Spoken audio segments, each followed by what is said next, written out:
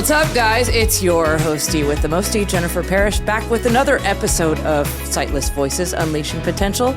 We have another wonderful guest today, Ms. Shante Hines. She is a vibrant voice in our community. Shante is a proud member of the Lighthouse Choir, an active participant in our community support group, and a recent attendee of the Lighthouse Expo. So she's got a lot of stuff going on. Before we get started, we're going to describe the set for our blind listeners. We're seated in blue chairs with wooden tables next to us. Behind us is a white brick wall, blue lights, and a neon lighthouse sign. All right. Hey, Shante. Well, hello there. How's it going? Well, I'm grateful to be here today. Well, thank you so much for being here. Could you start by telling us a little bit about your vision loss journey and then how you first got connected with the Lighthouse of Houston? Well, my vision loss journey started in 2021 with uveitis, and it was just scrambling around trying to find what was going on. I finally got into an ophthalmologist that my husband was seeing, and he just basically treating me with different eye drops, and that was a journey because I couldn't even open my eyes to the light. It was just extreme pain. Yeah. And it was painful and it was too bright and we're just kind of going through. And then it went on to floaters. Mm-hmm. So I didn't really have a peace about it, but they talked me into getting an eye injection, which led to me developing scar tissue over my left eye. And so I went from vision to pretty much other than light. No, so they were trying other injections and everything, and then I come to find out the particular injection had caused blindness. I found out, that there are people that had these lawsuits against this particular injection. Drug maker? Yeah. You said what? The drug maker, like the maker of the injection? Exactly. Wow. And so that was really, really challenging, especially after talking to some attorneys, and they were like, oh, really, your case, it's not much you really can do about it. Yeah. You're like, almost like like a needle in a haystack. And with that, pharmaceuticals, it's got to be on another level for Big you. Pharma, baby. Yeah, exactly. So, and then, the floaters, basically continued, but then I began to get leakage. And then the vitreous fluid or whatever? Yes, a fluid and blood. And I was just like, what in the world? Holy back moly. then, it would leak, but I still had great vision in my right eye because I was an eye, I would not let them inject. Touch, yeah. I was like, it's an absolute no. So this is uveitis in both eyes, correct? Yes. Okay. And explain what that is. Itis is obviously an inflammation. What is it? The uvea?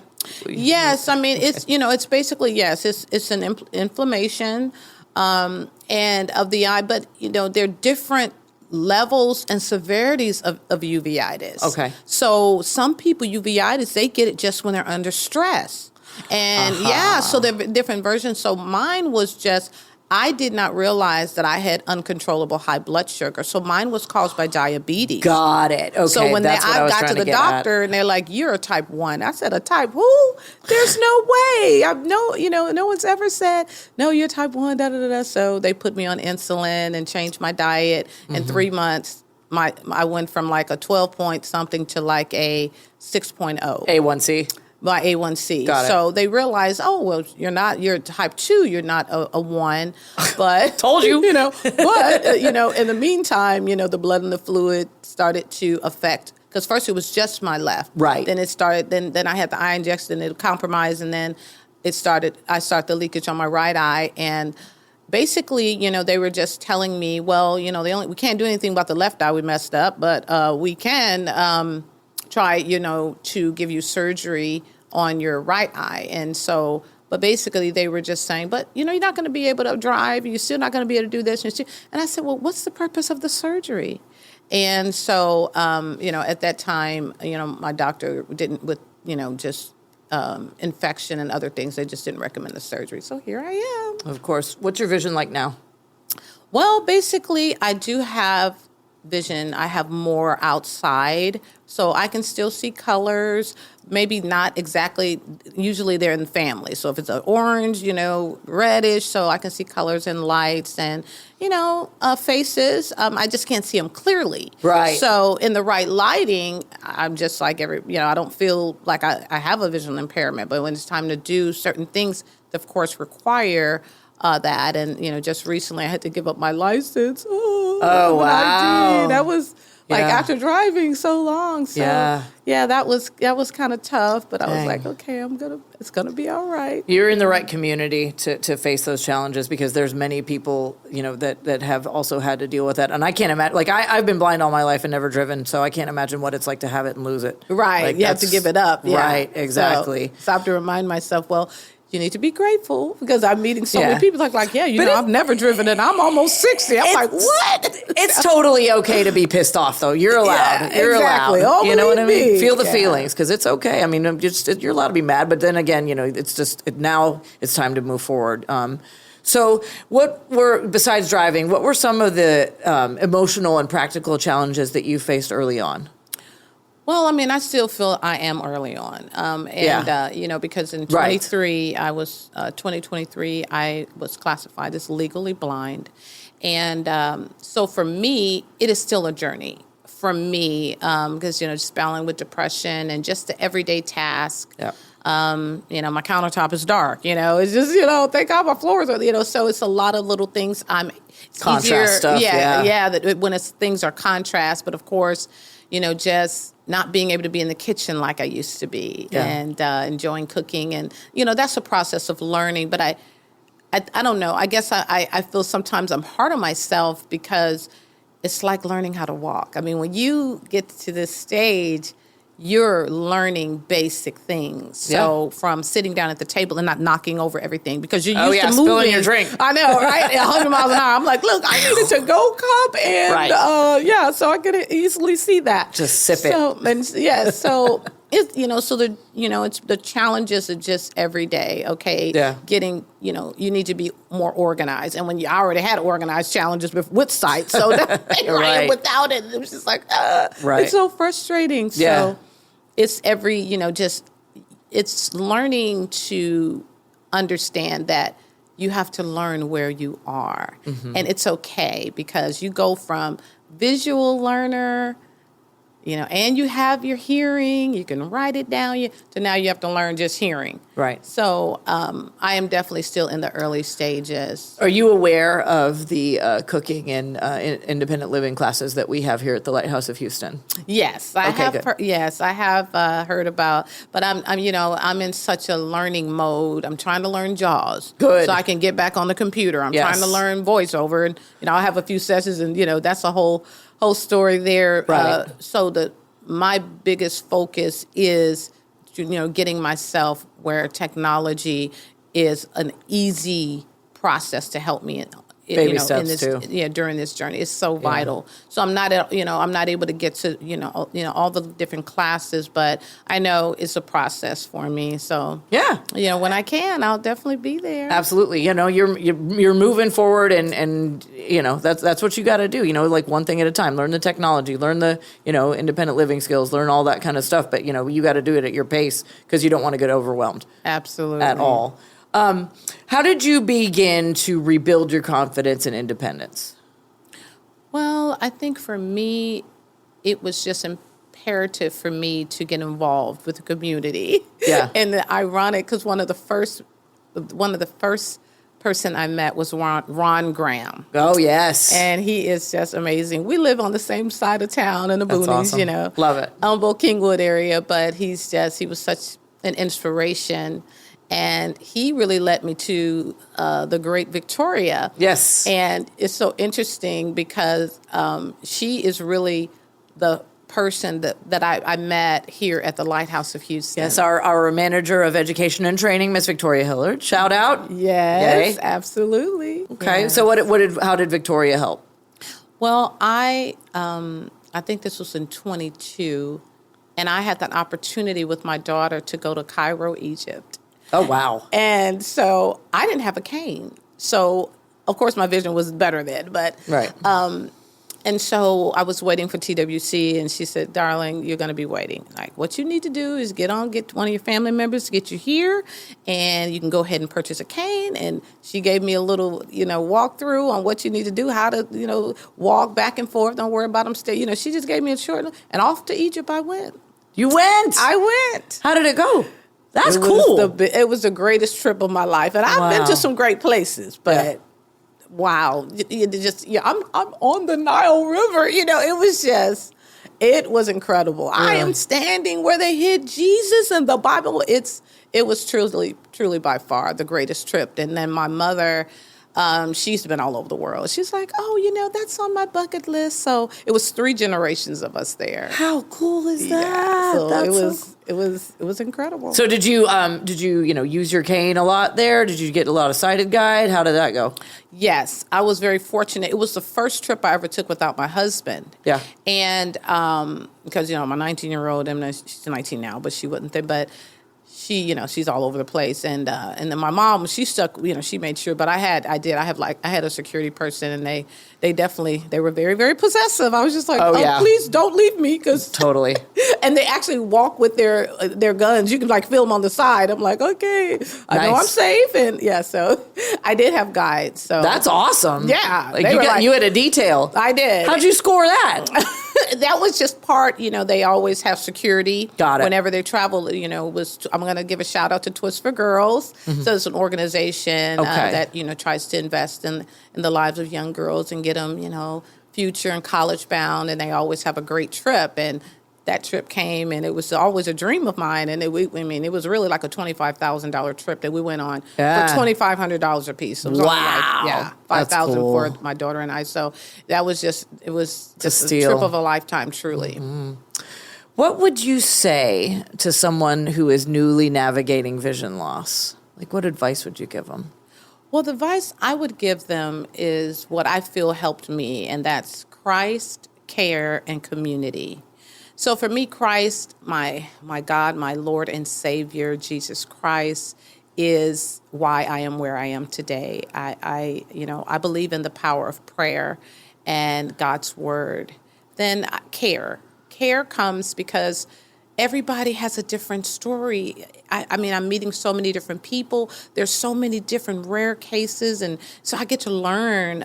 So you have to really learn what you need, because what you need may not be what I need. And so it's kind of this ever journey of learning, taking care of yourself. And, because people see me trying to put lipstick on or whatever. And I'm like, I'm always going to wear lipstick. Okay. Right. I'm just never going to be like, oh, just forget it. Right. Because that was who I am. And I'm not going to change that because now I have a disability. But I believe that caring for yourself and putting yourself first and understanding you're just as important as you will, whatever it is, because I meet people in wheelchairs, with different conditions. Mm-hmm. And, then community, which has really been a strength for me, and getting involved in meeting different people and being involved with the fact that I have a voice and I want to be the best advocate, not for myself, but for the community as a whole. Right. So community, I think, is so important, putting God first, caring for yourself, and then putting community. And then as you reach out in community, you learn about resources. There you go. So there are resources that we need. When I think about the Lighthouse of Houston, I just love being here every time I come. I'm the best O&M trainer. Ruby, she's amazing. Yay, Ruby! Yay! So, but I really can say that I have benefited in so many different ways. And that would be my encouragement. Awesome. The 3 C's. 3 C's. Yeah. All right. Okay. So, what has helped you most in adapting to daily life? Well, gaining as much knowledge on the different areas of my life. So whether it be mental, I started out with a therapist here. I believe her name was Melissa. Melinda? Maybe? Melinda. Okay, yeah. got it. I started out, it's been about a couple of years, but so I think being able to focus in on what, you need for the whole person. So, right. Your mental state, because, I still have to battle with depression. Of course. And so finding out what is it that makes you happy. So that's why I love to sing, with the Lighthouse Choir, and then I've been singing with others in the community. And so it is so important to find out what keeps you motivated, Absolutely. what keeps you happy, because it's different for different people. And so I think finding what that is and continuing to do that and understand you got a purpose. Yep. We all have a purpose. Everybody here. got a purpose, baby. So you are right. important. Mm-hmm. And so realizing that and, being willing to be brave, because you have to be brave in this. I mean, whether it's we got to go on the street and we got to walk and we got to cross, and right. it doesn't matter. You got to walk into a convention that you've never been and to. ask for assistance. And that's another one. Yes, that's one I still struggle with, because I don't like to bother people. I'm like, can you help me out? Like I don't like that. But you still got to do it, man, or you're not going to get what you need to get accomplished. Absolutely. How did you talked about Melinda? Was that how you first got involved with the Lighthouse, or was it something else?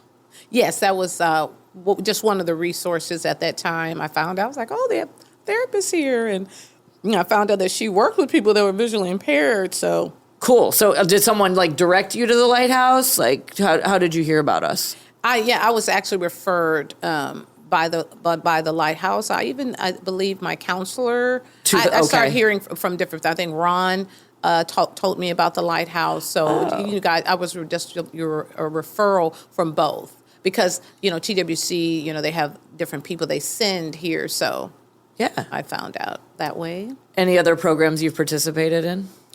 Well, I mean, I'm a part of different organizations, the NFB, and I am they've been great. I love to hear about the advocacy and different things, and so excited. They had a great convention, and I was able to get some other resources and learn and just meet some friends and see others there. And then there's the Houston Council of the Blind, HCB, and love their organization and participating.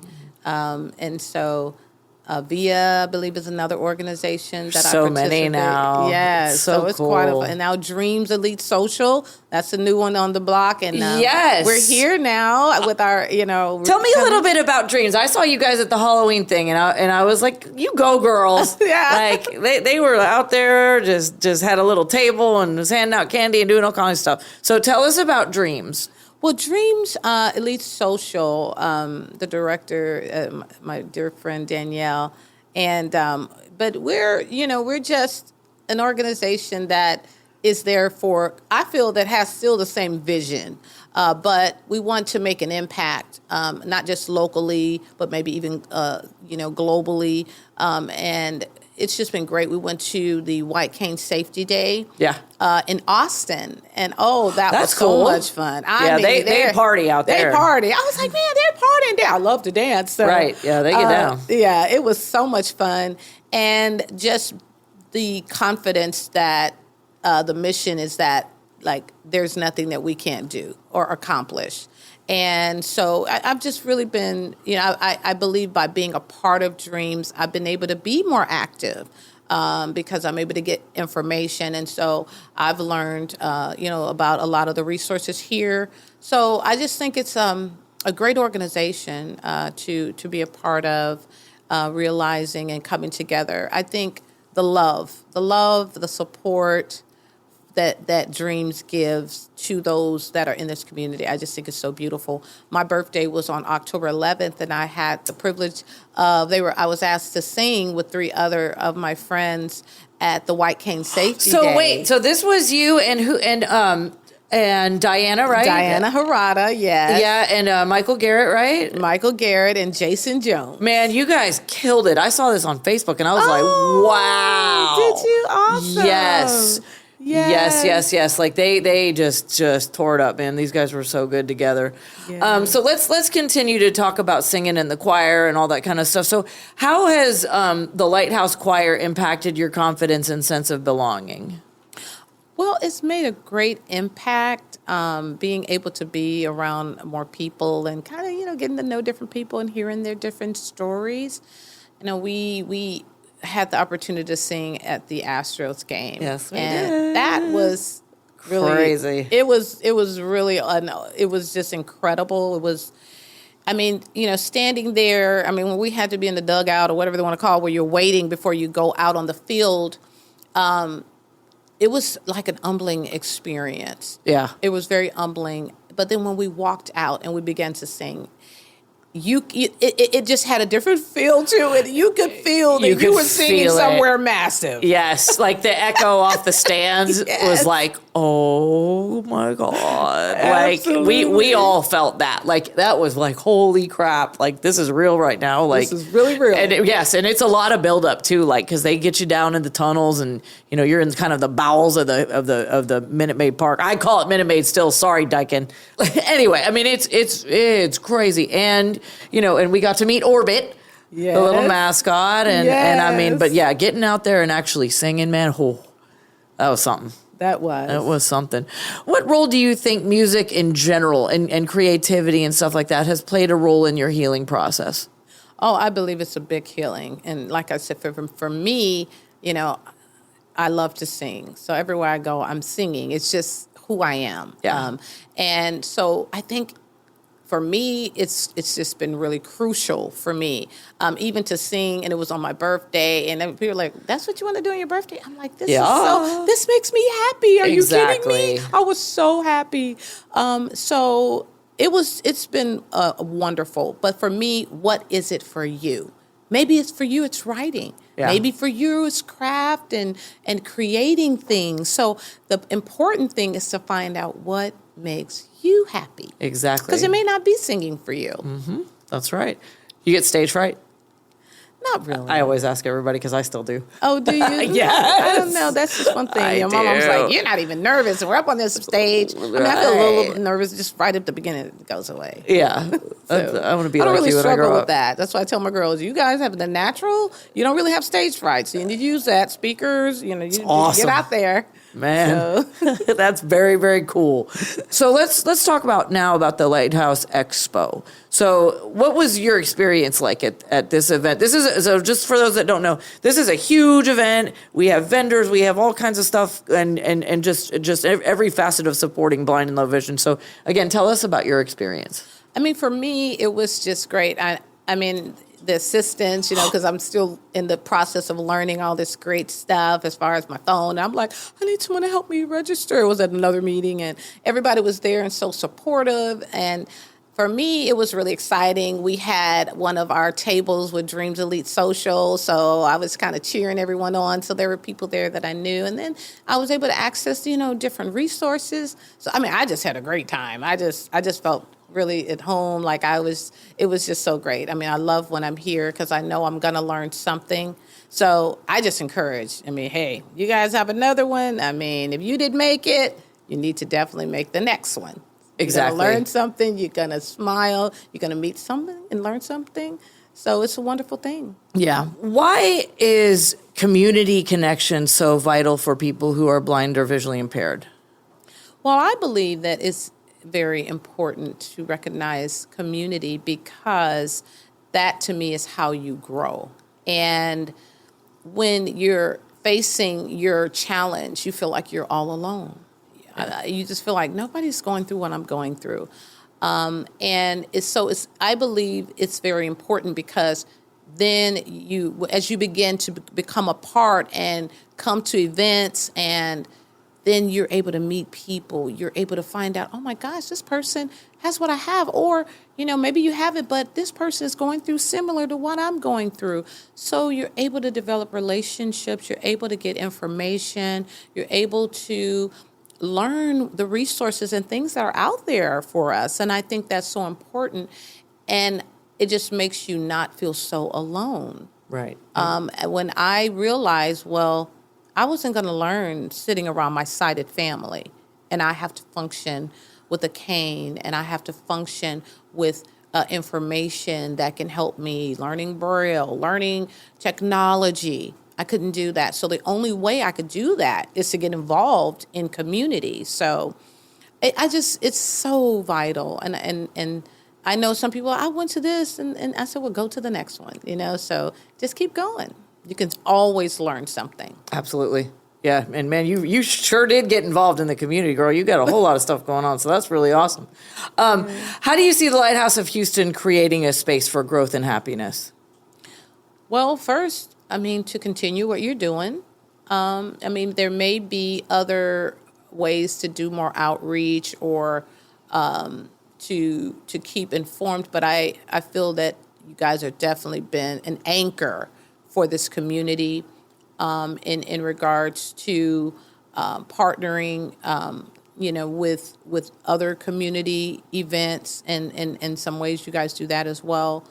But just continuing to grow with what you guys have already established, because I know you've helped me in so many ways, and I just believe that as we, are able to offer what you're already doing even greater, you'll do better. It'll get better and better. That's great to hear. All right, so we're going to wrap up here in a second, but before we do you have any final thoughts for our listeners, and especially those who might be feeling isolated or unsure of where to turn after vision loss? Well, like I said, my advice would be that I understand where you are, because although I get out there and I do things, that's part of what has helped me. Even when I don't want to get out of this bed. I definitely don't want to get on this metro. Yes, we all feel that way. And even in my prayer time, God said, you need to do it anyway. And so I'm trying to do my best that even when I don't feel like it, which is a lot of the time, but I still make myself do it, is to say that it's okay to feel the way you're feeling. And I believe therapy is really important. And getting someone that you can talk to, and getting yourself to the place where you're getting a handle on your care for whatever your condition or whatever, staying on top of that to the best of your ability, and realizing that you can come and have fun. Like I said, there are activities for us. There are all kind of things out there for us, but if you're at home, you may not be able to know. And then there are great organizations like iBug, which primarily most of their things are, online. So learning JAWS or voiceover, learning the technology to help you, because some people can't get around as much, and just getting involved, it's going to help you to mature. And because I'm not who I was 2 years ago. Yeah. And I'm not saying I've arrived and that it's not, because it's still new. I'm still new to this process. But each day that I get up, and even when I don't want to do something and I make myself do it, I always feel better that I did it. So I encourage you to keep going and don't go by your feelings. And when you make yourself do some things, you'll be happy you did. Exactly. Yes, you got to get up off your butt and do it, even though it's hard. Yes. Trust me, I have to tell myself that way. And again, I've been blind all my life, and I still got to go, all right, dude, come on. So anyhow, all right. Well, thank you again for sharing your story with us today, your story and your voice, from your journey through vision loss to your powerful presence in the Lighthouse Choir and the community. You've shown us that connection and creativity can light the way forward, so that's very awesome. To our listeners, we hope that Shante's story reminds you that you are never alone, whether it's support groups or choirs or shared experiences. There's a place for you to grow and heal and to thrive. And that's the message for today. So, guys, as usual, you can find more episodes wherever you get your podcast and on our YouTube channel.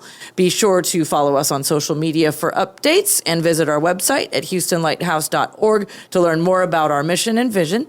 So until next time, Sightless Voices Unleashing Potential, that's us. So stay empowered and continue to break those barriers.